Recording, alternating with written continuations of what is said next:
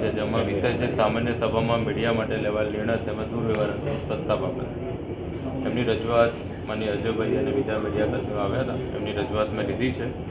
એમને કીધું છે કે વિવિધ એક્ટ જીપીએમસી એક્ટનો અભ્યાસ કરીને અમે એમને જાણ કરશું.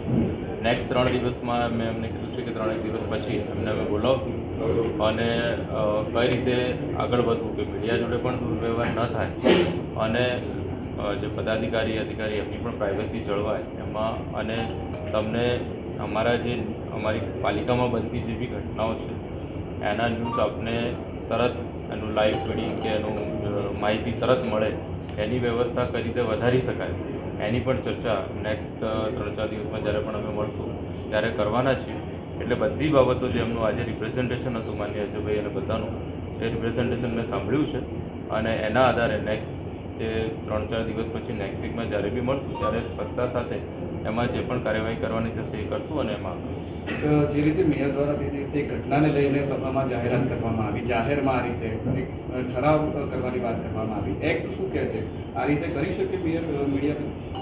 એમાં મેં એમને આપને ફરી કીધું છે કે અમે એક્ટ અમે જોયો છે અને ફરી અમે જોઈ રહ્યા છીએ અને 3-4 દિવસ પછી અમે એનો જવાબ પણ આપશું.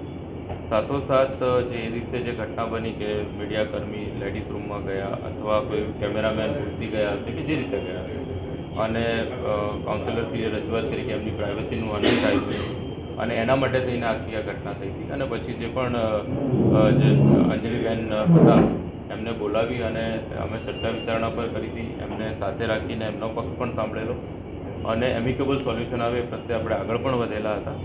અને આ જે ડિક્લેરેશન થયું હતું જીપીએમસીમાં જોગવાઈ છે કે કેમ, બીજા એક્ટમાં જોગવાઈ છે કે કેમ, એ બધું હું 3-4 દિવસ પછી જ્યારે મિટિંગ થશે ત્યારે આપણે જોઈશું.